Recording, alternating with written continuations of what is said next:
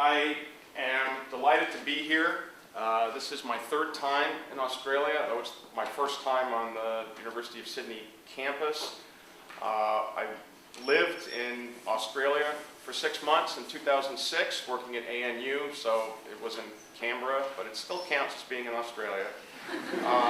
And am enormously fond of the country. In fact, I've become a little bit of an informal advisor to Australian exchange students who see that I've been to Australia, and they come and ask me about the nuances of the American post-secondary educational institution system and how they can avoid running into people with guns, which as I've talked to people here, there are two questions that arise, so I'll just get them out of the way now, no matter what I'm talking about. So I'm talking about Obama's first term and the implications for his re-election, and I could be talking about just about anything, and at the end of my talks, there was almost always a question that had two parts. The first is, why don't you have compulsory voting in the United States? Which we don't. And the second is, what is it with you people and guns? When we were here in 2006, we put our children in public schools, and these were schools that did not get a lot of Americans. And my son in particular was in high school, and his people were gathering around him as kind of a curiosity, and were asking him questions about what it is in American. What do you think the first question he received was? So we had come 12,000 miles from home.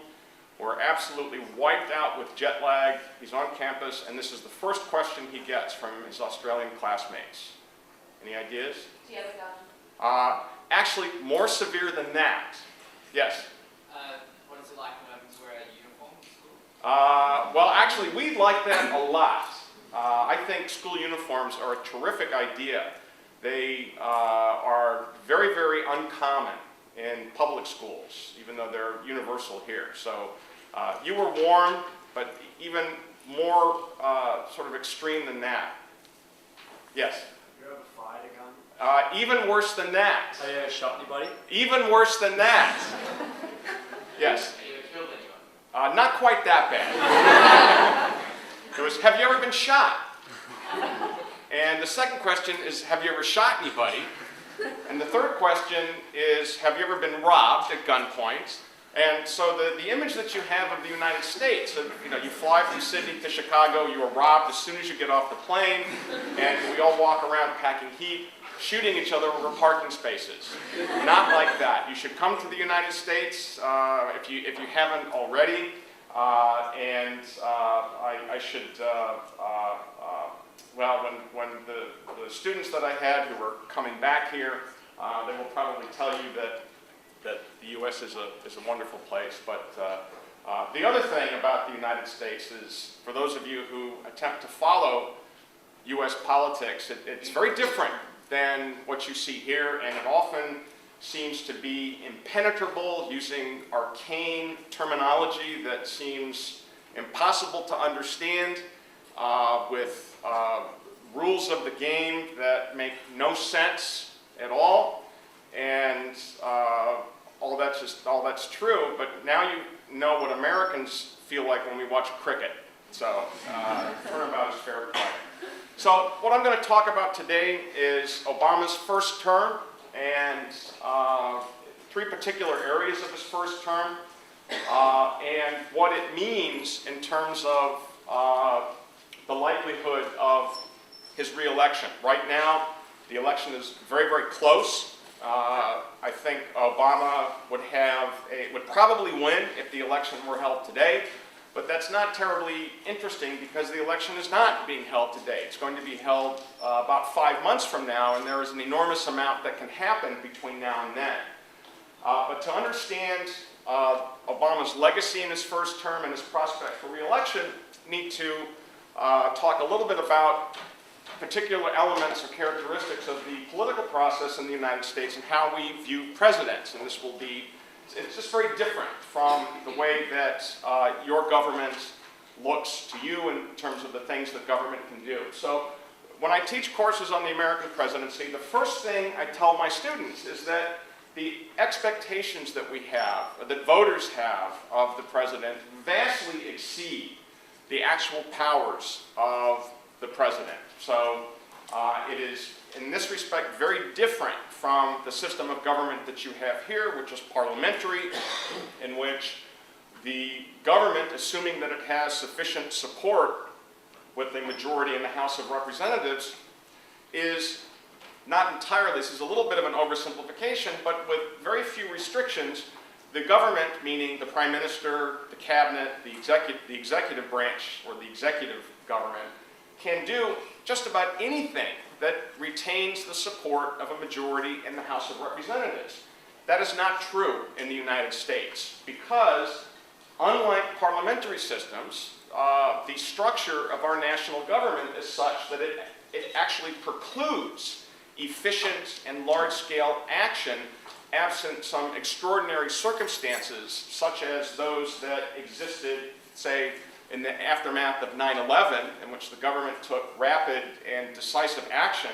But within a couple of years, the consensus that had led to large-scale changes had completely, or not completely, but had largely dissipated over controversy over things that President Bush had done in the next couple of years. So the things that preclude efficient action is that, unlike parliamentary systems, which involve no real distinction between the legislative and executive branches of government, in the United States, the government, our national government, is constructed as a very strict separation of powers, in which there are three branches that have, some of their powers are independent, other powers overlap.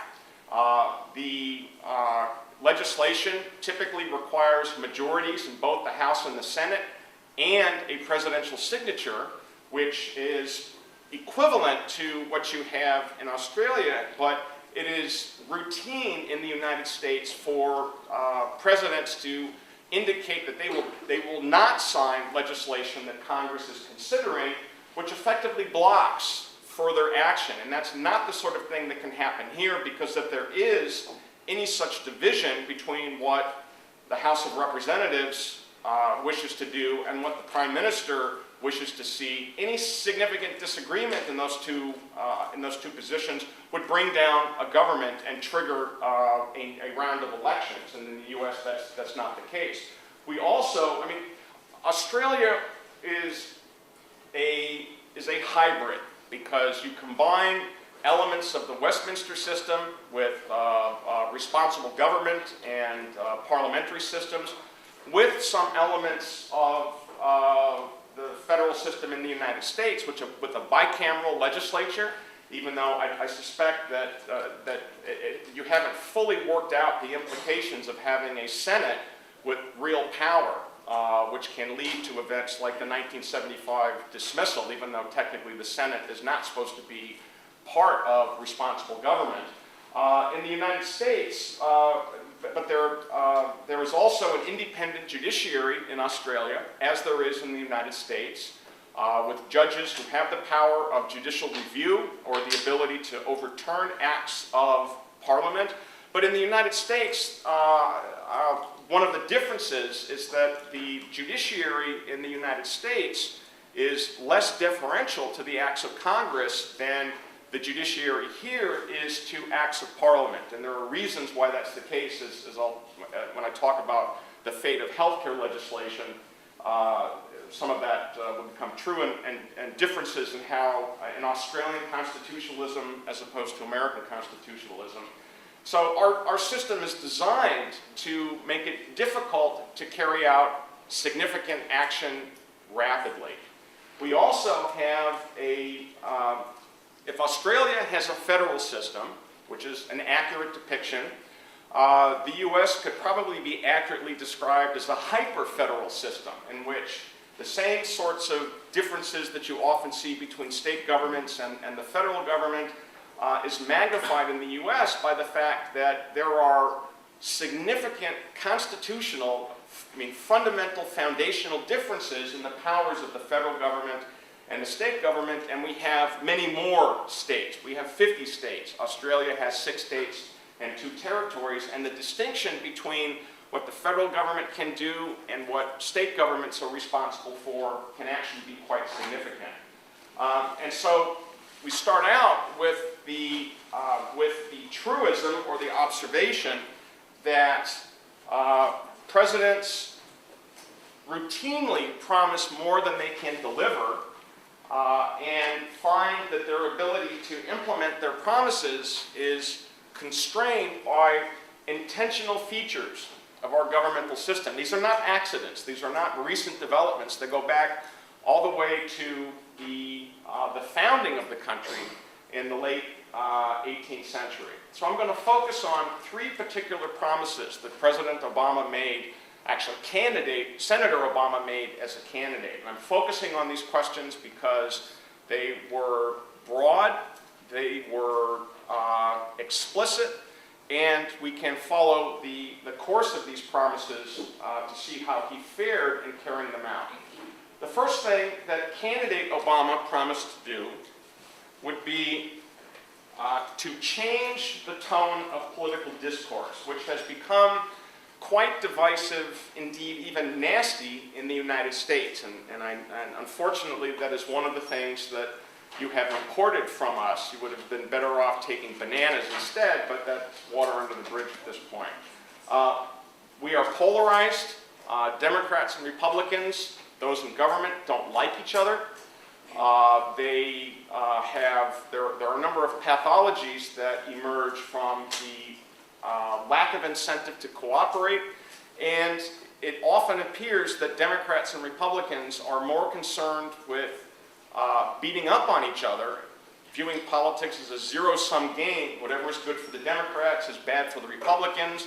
Whatever is good for the Republicans is bad for the Democrats, and so we wind up sniping at each other and talking past each other. And Obama promised to change that and restore civility and to heal the divisions that have characterized American politics over the last number of years. Candidate Obama promised to enact universal health care, which again, this is one of the differences between a parliamentary and a separated powers government. It is not up to Obama or any president to actually implement universal health care, as you would see in a parliamentary system, where if the presumptive prime minister was making a promise that if they are elected, they will implement this. If they are elected, meaning if they have a majority in the lower house, they in fact are positioned to carry out that promise. What this means, in the U.S. context, what this means is that Obama promised to push for, and if Congress passed legislation enacting universal health care, he would sign it. And the third thing, and there are lots of other things, but I'll focus on these things, so that Obama as a candidate promised to significantly change direction in the U.S. strategy in the war on terror. He promised explicitly to close Guantanamo Bay, which is the naval base, the prison, the detention facility at Guantanamo Bay, a naval base in Cuba, that he would conclude the wars or bring the wars in Afghanistan and Iraq to a conclusion and end aggressive interrogation techniques. So there are lots of other promises that he made, but I'm going to focus on these. So another framework or foundation that I need to set is looking at the political environment in the United States at the time that Obama was elected. We in the U.S. are coming out of the worst economic environment since the Great Depression. This is not something that occurred in Australia. Your economy never did enter recession. In the U.S., we had, in October of 2008, a near meltdown of the entire financial and banking sectors in the United States, which was caused by the collapse of the housing bubble, a huge exposure to extraordinarily risky bets on financial instruments that it turns out nobody understood, but they were interlocking in such a way that Once things started going bad, it was not possible to unwind these investments, and so you were left with, over a period of about a month, with virtually all of the major banks, which not necessarily the banks that took deposits and made mortgage loans and so forth for individual customers, but the big commercial banks that made institutional investments, that loaned huge amounts of money to each other, to businesses, and all of the things that banks do and investment houses, commercial investment houses do to ensure that money and liquidity can move around the economy so that people can get access to large sums of money. That essentially ground to a halt and very nearly collapsed entirely, which would have, if that had happened, we would be saying it was as bad as the Great Depression, and we were almost there anyhow. It also triggered a recession in which the gross domestic product in the U.S. declined by an annual rate of nearly 9% in the last quarter of 2008, which is October, November, December. Unemployment more than doubled from 4.5% to over 10% in this same period. It's now declined to about 8.2%, but there are significant differences of opinion about whether the 8.2 unemployment rate accurately captures the true state of unemployment, because in the U.S., as I think happens here, people who decide to simply leave the job market by retiring, or they just stop looking for work, are no longer counted as unemployed. They are counted as leaving the labor market and are no longer counted in these unemployment statistics. This is not something that is tracked with a high degree of precision, but there is a rule of a conventional wisdom that is floating around, that of college students who are graduating over the last couple of years, only about half of them are able to find employment in their intended career. They either can't find work at all, or if they do find work, it's in a service position, retail, waiting on tables, bartending, that is not a professional path that takes them along the course of their expected career. It's not a great situation. Even though the economy is actually growing now, it doesn't really feel like that, and it's going to take a number of quarters, probably more like over a year or more, for the economy to recover to the point where many, if not most of these jobs have been recreated and unemployment drops down, and the millions of people who've lost their jobs can re-enter the workforce. This is not something that affected just the United States. It was a global recession that global trade dropped by 20% between the end of 2008 and the middle of 2008 and the end of 2009. And none of this was apparent. There were lots of people who were warning that something very, very bad was happening or was about to happen, but this hadn't occurred yet until the very end of the presidential campaign. So as Obama was running in the primaries against then Senator and now Secretary of State Hillary Clinton, this was on the horizon perhaps, but not in any concrete, foreseeable way. Second element of the political environment is that because of this economic turndown and the government response that was initiated first by the Bush administration, but then carried through and extended in the Obama administration, that there was very little slack, very little money that was left for Congress, for the new President Obama to carry out many of his more large-scale domestic policy initiatives. Between October 2008, when the financial crisis first hit, and through February of 2009, when Congress enacted the final pieces of an economic stimulus plan in classic Keynesian sense, we spent $1.5 trillion in 5 months, which is, I think, about 5 times what the annual budget of the entire Australian federal government is. And this was just to deal with the immediate problem of the economic downturn. It also meant that the fiscal condition of the federal government became quite precarious.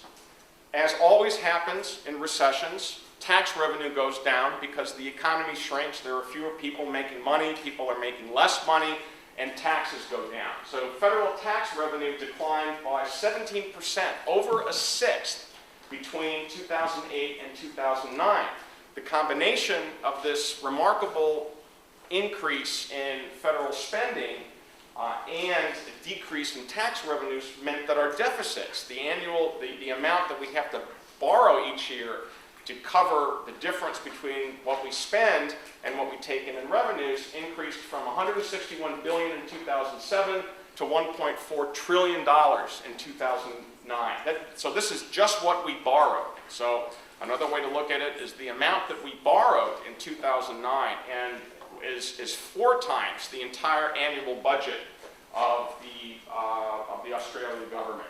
And so, again, this is something that candidate Obama did not, indeed, could not have anticipated in any concrete way. But he comes to office, all of the policy slack, resources that he might have wanted to devote to some of his other initiatives, investment in clean energy, infrastructure, all kinds of things that any president would want to do, that money was simply sucked up by the stimulus, the financial rescue package, and left very little room for just about anything else. And our deficits have stayed above $1 trillion since 2009.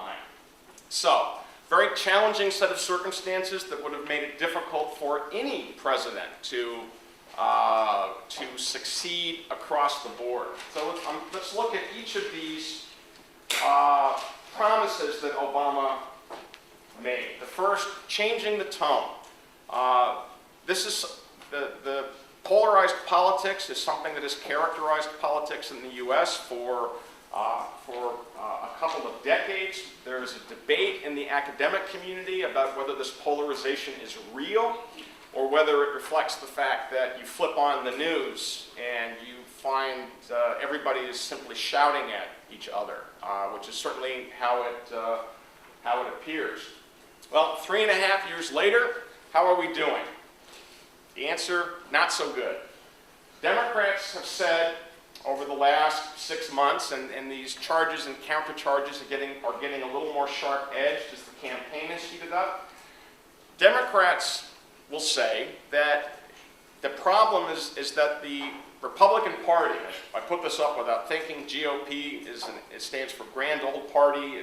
It's a legacy of the 19th century when this was sort of a nickname of the Republican Party, is that the Republicans are simply obstructionists, that they have no interest in cooperating with President Obama, who Democrats say has repeatedly reached across the aisle in an attempt to compromise with Republicans, and they happily will point out that shortly after Obama was elected, the top Republican in the Senate, Senator from Kentucky named Mitch McConnell, said that the overriding goal of Republicans over the next 4 years is to make sure that Obama is not reelected. So they are quite happy to put a stake in the ground saying that our #1 priority is to make sure that Obama is a one-term president.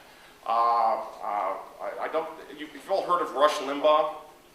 Yeah, I don't know, he's not on the radio here, but he's by far the most popular radio personality in the United States, extremely conservative, has a dedicated following of probably 20 million, 25 million listeners.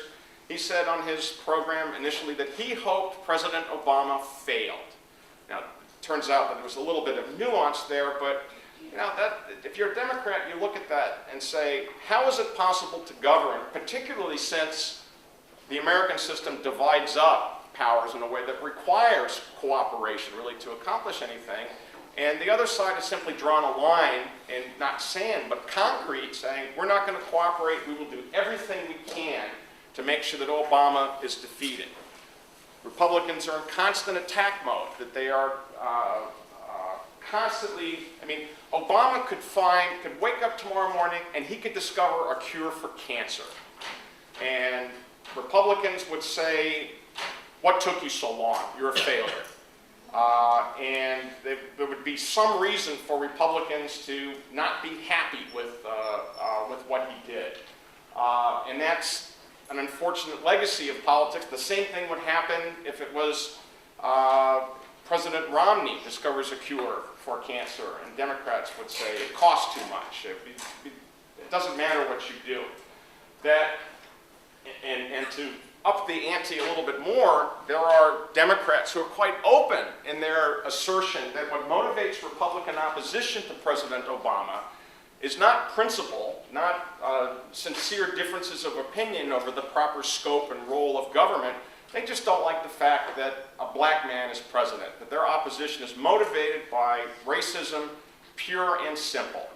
And this is not necessarily a productive starting point for engaging in civil dialogue. Just so that you don't get the impression that it is all Republicans who are at fault. Republicans have their own set of observations, would go like this. That it's not the Republicans who are being divisive, it's the Democrats. That the rhetoric that Democrats are using, war on women, that Republicans are a bunch of right-wing fascists who want to deny people access to health care and birth control. There was a otherwise minor piece of legislation that Congress was considering about a month ago that involved subsidies to student loan programs and whether the interest rate on student loan programs would be allowed to increase. And it was a dispute over a few $billion, which in the United States, I mean, a couple of $1 billion is interest on the interest of federal budget lunch money. I mean, it is not a significant amount of money, but lots of disputes between Republicans and Democrats. And Nancy Pelosi, the former Speaker of the House, on the floor of the House of Representatives said the reason Republicans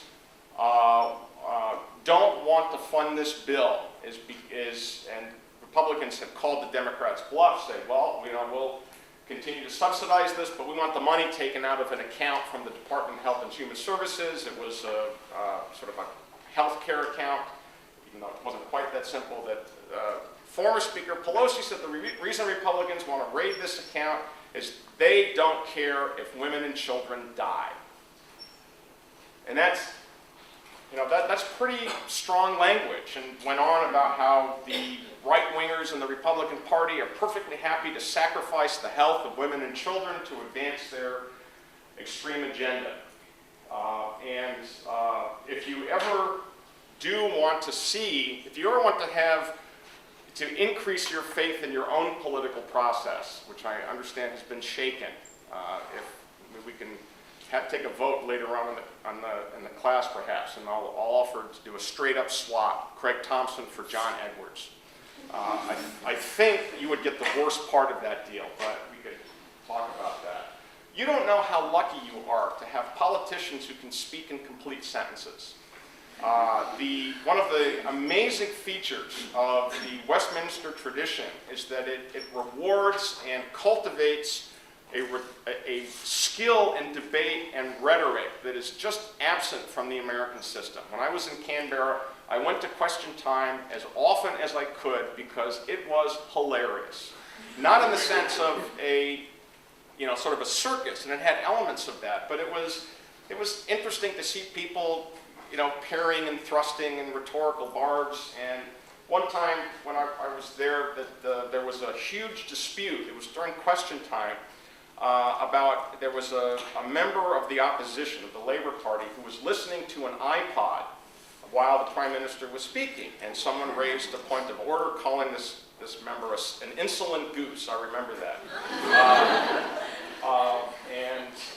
Asking the Speaker whether it was proper for a member to be listening to his iPod while the Prime Minister was speaking. The answer, no.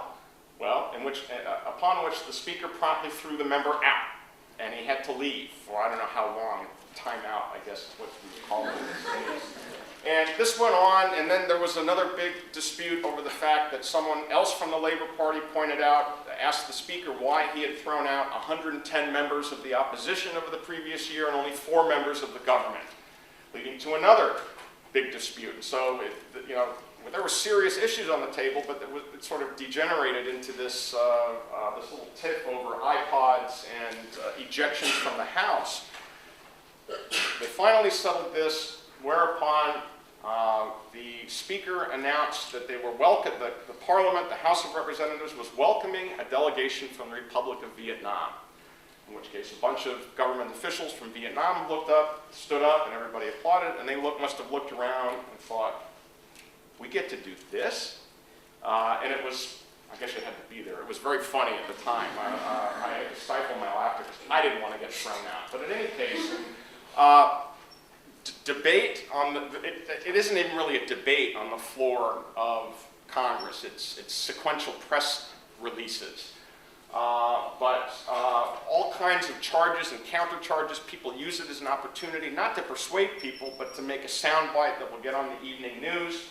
Republicans further argue that it's not Republicans who are raising the stakes and increasing the divisiveness of politics. It's the president, by personally calling out and criticizing people who contributed to Mitt Romney's campaign. And that really is something that presidents have not really done.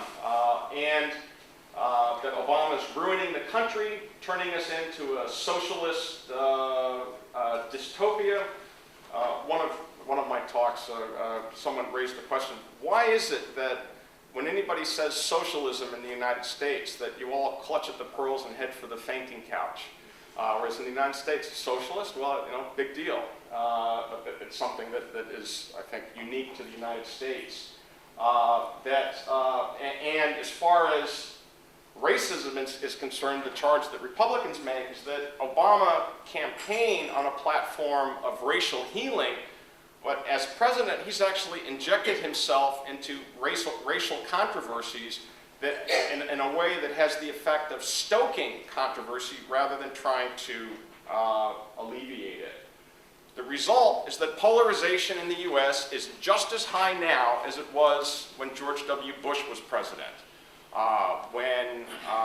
Back then it was Democrats insinuating that George Bush was a modern-day Hitler who was shredding the Constitution, and we are seeing analogous things on the other side. Obama simply has not succeeded in reducing divisions. Why is that? The short answer is this is just not something any president has the power to do. A president may try to lead by example, but the problem with that is that the reason both sides are engaged in this kind of hyper-polarized debate is because they believe that they can gain advantages by doing so. The voters so far haven't really punished this and have rewarded this, and this is actually one of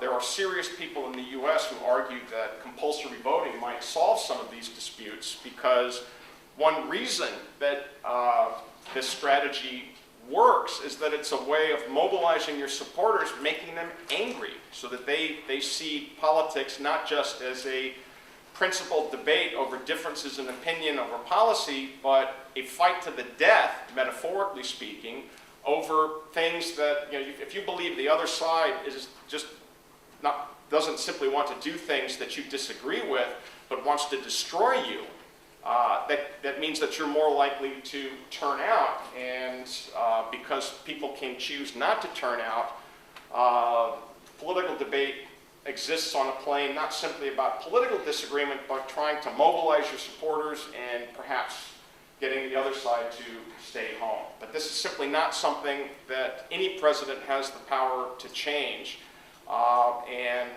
It's led to a good deal of disillusionment among a lot of people who were very enthusiastic about President Obama in 2008, particularly young people. I see this in my students who were utterly persuaded by the hope and change. Obama was an absolute rock star in 2008, and with 3 years of record behind him, things did not go as a lot of people anticipated, and now they're disillusioned because here was what they thought was the greatest hope of the last generation, the 21st century John F. Kennedy, and things haven't changed. So, all right, so let's take a look at the second policy, healthcare reform, where Obama was far more successful in getting this promise implemented, although it turns out it did not work out the way that he anticipated. The United States does not have universal health care. It is one of the only industrialized democracies, I think it may be the only industrialized democracy without a healthcare system that does not deliver universal care or coverage to all citizens. A lot of reasons for that, but the major problems with the U.S. system is that it's very expensive. We spend $3 trillion a year on healthcare delivery in the United States. It's about 1/6 of the economy, actually a little bit more than that. It's inching up to 1/5. But for all the money that is spent, which is basically twice what other industrialized countries spend per capita, it is hugely inefficient and does not deliver optimum outcomes. If you look at industrialized countries and look at life expectancy, infant mortality, rates of chronic diseases, obesity, diabetes, and so forth, the U.S. does not stack up terribly well with countries that do have universal health care. And at the same time, there are tens of millions of people in the United States that do not have routine access to health care. They don't have health insurance through their employer. They make too much money to qualify for state or federal government programs. They face the prospect of paying out of pocket, which for anything other than a routine visit can easily extend into the tens of thousands of dollars. And people have been pushing for decades to try to remedy this. Attempts to enact universal health care go all the way back to the 1930s with President Roosevelt. They have all failed. Roosevelt tried, Truman tried, Johnson tried, Clinton tried, and they have all failed. But Congress did pass, and Obama did sign legislation in 2010. But the process is worth looking at. One of the default options that a lot of Democrats and a lot of liberals in the United States want to see is a single-payer system along the lines of what Great Britain or Canada has. A single system in which the government provides and pays for all health care. So there is no private insurance that is required. You gain access to the system simply by the fact of being a citizen or a resident. That doesn't work in the United States, and there are a lot of historical reasons for this, but the main reason this was not something that was remotely feasible is of the $3 trillion that the U.S. spends, that we spend on healthcare delivery, about half of it is paid for by governments. Medicare, the program for retirees, Medicaid, the state and federal program for limited income, Veterans Affairs that provides health care to military, members of the military and retirees, veterans. Government pays about half of that $3 trillion, which leaves another $1.5 trillion that is paid for privately. Either, almost all of it is through private insurance, and a very small amount through out-of-pocket expenses. But this means that insurance companies, health insurance in the U.S. is about a $1.5 trillion industry. And you simply are not going to be able to make that go away easily. Certainly not without a fight, and there was just no way you were going to get majorities in Congress who would support enacting a single-payer system. And this is even before you get to the questions about government power, which conservatives would have been very unhappy about.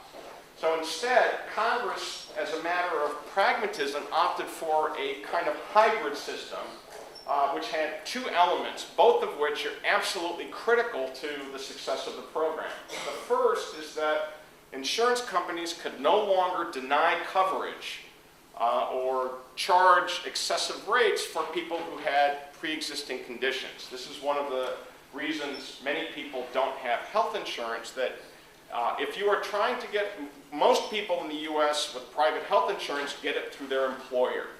But if you are trying to get an individual policy, you own your own business, you are a retiree who doesn't qualify for a government program, if you were trying to purchase a policy for yourself, first of all, it would be very expensive.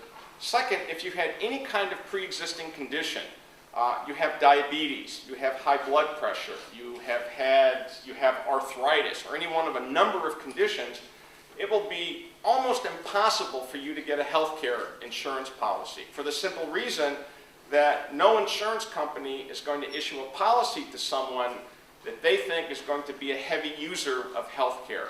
So if you are a diabetic and you're trying to purchase health insurance, you might require care that could cost $10,000, $20,000, $30,000 a year. No insurance company will make money selling you a policy for less than that. And so either companies would simply refuse to issue policies, or they would charge huge sums of money. I mean, we're talking $40,000, $50,000, $5,000 or $6,000 a month for health insurance, which nobody except the most extremely wealthy people could afford. Well, the Affordable Care Act said insurance companies now must issue policies to anybody who approaches them. Pre-existing conditions, no problem. If you're already sick, no problem. And so this solved the problem of people being unable to obtain health insurance. The second element of the law, which turns out to be the most unpopular, is that all individuals, everybody in the US, with a couple of very, very small and limited exceptions, now must have insurance. You must have health insurance. And there are other elements of the program that provide subsidies for people who might not be able to afford health insurance. So basically, everybody has the ability to get health insurance, and everybody must get health insurance. So we have what the technical term is, the first is called community rating. I like to think of it as must issue. So they have to issue a policy, and there is an individual mandate that everybody must have insurance. If you don't, you must pay a penalty to the government as an incentive for people to obtain health insurance. And the only way that the must-issue rules will work is if you also have the individual mandate. The only way that insurance companies could go along with the must-issue rule is if they were assured that it turns out that of the 40 million or 45 million people who don't have insurance, a lot of them don't have insurance because they choose not to have insurance. They're young, they're healthy, they may have some very, very limited policy that pays for accidents or severe injuries, but doesn't pay for routine health care. And if you're 22 years old and you're very healthy, you're not likely to be a heavy user of health care services. But if you are forced into the system, the government says you must purchase a health insurance policy. For an insurance company, that's almost all profit, because you pay in, you spend, say, and this is going to sound very strange to Australian audiences, but even a bare bones insurance policy could cost $6,000 or $8,000 a year. If you're young and healthy, you pay that in, pure profit. It was a controversial law when it was put together because of the mandate, and opponents of the bill began to mobilize when the bill was being put together, and it took about a year for the bill to work its way through the legislative process. And in the summer of 2009, when Congress recessed and members went back to their districts to talk with constituents, opponents of the bill were very well prepared with detailed questions about what the bill would do and what the provisions might mean and how it was going to work. And Democrats were unable to answer even basic questions about what the bill did. They looked very, very foolish.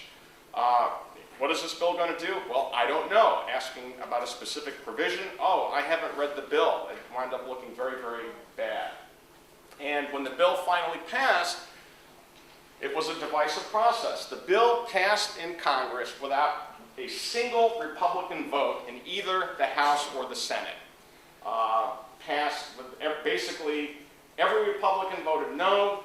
In the Senate, every Democrat voted yes. In the House, most of the Democrats voted yes, but there were some who voted no. So it was an unpopular bill, and the only reason Democrats were able to get it through was the sausage making of the legislative process, making adjustments to the bill to deal with opposition. So, to make it more interesting, the bill passed, it was signed in early 2010. We have midterm elections in the U.S. in which halfway through a president's term, all of the House and a third of the Senate is up for re-election, and that's typically viewed as kind of a midterm assessment of the political consequences of the president's first 2 years. In November of 2010, in the midterm elections, Democrats lost 63 seats, which was the worst performance by any party since 1938. 72 years it had been since the last time an incumbent, the president's party, lost this many seats in the House. Democrats lost the majority that they had obtained in 2006, and it was largely the health care bill that drove a lot of this. So Obama was successful in persuading Congress to pass the bill. The immediate consequence was that the Democrats got walloped in the 2010 elections. The bill was also challenged constitutionally as a violation of the enumerated powers that the federal government has under the Constitution. And here we can see one of the other huge differences between the U.S. and Australia is the Constitution. Australia does have a written Constitution, but it is written in a very different way. In Australia, the Constitution is almost entirely a legitimizing document. Here's what government is, here's how it's structured, here's how it does what it does. But most of the powers in the Australian Constitution are actually not specified, that everybody just sort of understands what they are through conventions, and there are actually a very small number of actual explicit rights that are enumerated that are mentioned in the Australian Constitution.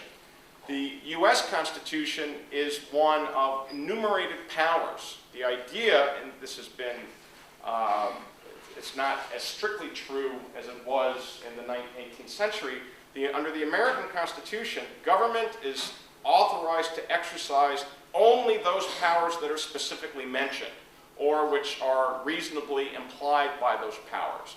If it doesn't mention a power, then that's not supposed to reside in the federal government. Plus, the American Constitution has an extensive Bill of Rights, which is a list of a lot of things that government may not do, that is explicitly written as a limit on government power. So the Australian Constitution is largely a legitimizing document. The American Constitution is legitimizing, but it also is limited in the sense of enumerating powers with explicit rules on what Congress, the federal government, may not do. And the reason that the Affordable Care Act is likely to be overturned is because there appear to be 5 justices on the 9-member Supreme Court who think that that's right, and that's ultimately how it could be determined, how it probably will be determined. And if the court overrules it, which will, if the decision should come out in late June or early July, it means that Obama has devoted basically his entire state and paid enormous political costs for a piece of legislation that will have no effect. Certainly not what he would have liked, and he now has said that he thinks it may have been a mistake to put all his eggs in that basket. I'm going to say just one thing about the war on terror, and then I'll take questions. During the campaign, Obama made a number of very specific promises about his intention to reverse course on a lot of Bush administration war on terror strategies. He promised to end the war in Iraq and renew a focus on Afghanistan, which was a very common Democratic charge that President Bush had diverted resources and attention away from al-Qaeda, away from finding bin Laden, to engage in a war of choice against Iraq. He promised to close Guantanamo, to shut it down. He promised to end aggressive interrogation tactics, not simply waterboarding, which had been prohibited since 2006, but other forms of aggressive tactics, sleep deprivation, exposure to extremes of heat and cold, and so forth, and promised to develop alternatives to military commissions, which were to serve as the court for adjudicating cases against the people held in Guantanamo who the government had determined were what we call unlawful combatants. But I'm going to focus mostly on closing Guantanamo. He also specifically said he would crush al-Qaeda and kill bin Laden. This one, 100%. Very dramatic and successful raid in May of 2011, which special forces in the U.S. located and killed bin Laden. But in the long term, it's Guantanamo I want to focus on. Guantanamo remains open. And the reason Guantanamo remains open is that as a candidate, Obama promised repeatedly that he would close Guantanamo. Well, you can do that during the campaign because in a campaign, you don't face consequences for making broad promises that will be difficult to keep. Obama would say, I'm going to close Guantanamo. The obvious question that arises when any candidate says that is how? What are you going to do with the people who are there? As candidate, Obama never had to answer that question because it didn't come up, and if it did, he would have changed the subject because the campaign has a very different time cycle. Whatever comes up one day often doesn't come up in the next. As soon as he gets elected, the frames of reference change. As a candidate, Obama can make lots of promises, and it's sort of a joke in the U.S. when, I suppose it's also true here, that nobody should be surprised when a politician makes a promise they don't intend to keep. But once you become president, your frame of reference changes. Candidate Obama, I'm going to close Guantanamo, and you could simply finesse, divert, change the subject. You get elected, now as president, you are responsible for the national security of the United States, and you are forced to deal with these trade-offs in a way that as a candidate, you simply didn't have to. So with respect to Guantanamo, candidate Obama, I don't have to worry about this, we'll deal with that later. President Obama, what do you do with the people who are there? Well, you have basically 3 or 4 options. You could open the gates and let them go. Not feasible. No president would do that because there were some very bad people there, including Khalid Sheikh Mohammed, who was the mastermind, who's confessed to being mastermind of 9/11. No president could survive letting him go. You could let the rest of them go, but if any of them go on to commit further acts of violence against Americans, our allies, against service members, catastrophic conditions. You can't move them to the U.S., which Obama floated the idea of doing, transferring them to a secure federal prison inside the continental U.S. Some problems with that. Primarily, Congress went crazy. Even Democrats in Congress said absolutely not.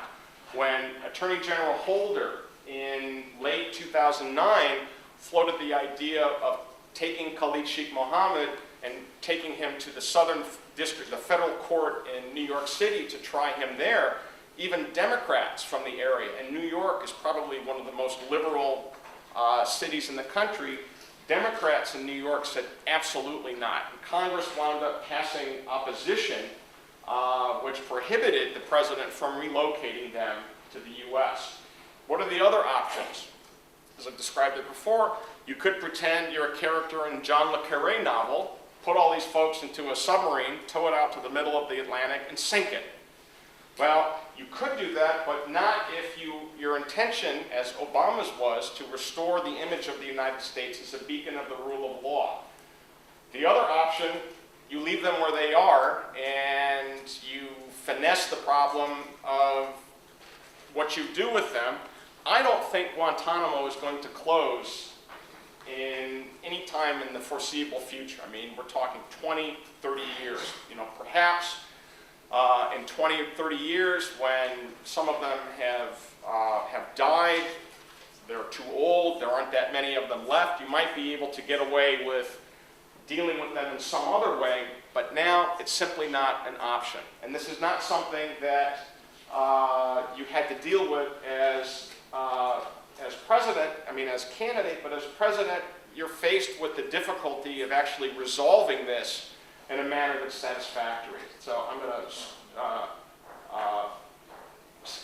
skip to the end here. So where does that leave President Obama as in terms of his reelection? Well, you add up all of this, the successes, the failures, the efforts to carry through his promises, controversies that arise, and you have two very different pictures of President Obama. To his supporters, Democrats, he has successfully protected the mass of the people, the 99%, from the abuses of wealthy interests, the rapacious banks and financial institutions.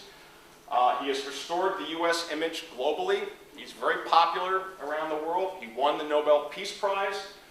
And that the reason he hasn't had more success is not because his ideas are bad. It's because Republicans are more interested in seeing him fail than actually solving any problems. Well, to his opponents, mostly Republicans, they regard him as a financially reckless statist. I put statist here, but probably socialist, because I didn't want to, I didn't want my computer to crash. I was afraid that would happen if I said socialist. Who was focused on huge social engineering problems rather than focusing on jobs in the economy, and that is driving the country off a fiscal cliff. And even Obama, in retrospect, has said in a few interviews over the past few months, not quite explicitly, but and he's sort of mused that maybe it was I should have done things a little bit differently and spent more time focusing on jobs and less on health care. So the consequences for the 2012 election, even after all of this, in the American context, the driving force in election contests is the economy, especially when the economy is in bad shape or weak shape. And this is what I think will be the major focus in 2012, retrospective assessment of how as president, Obama has handled the management of the economy. Somewhat lesser extent is going to be views of the health care reform.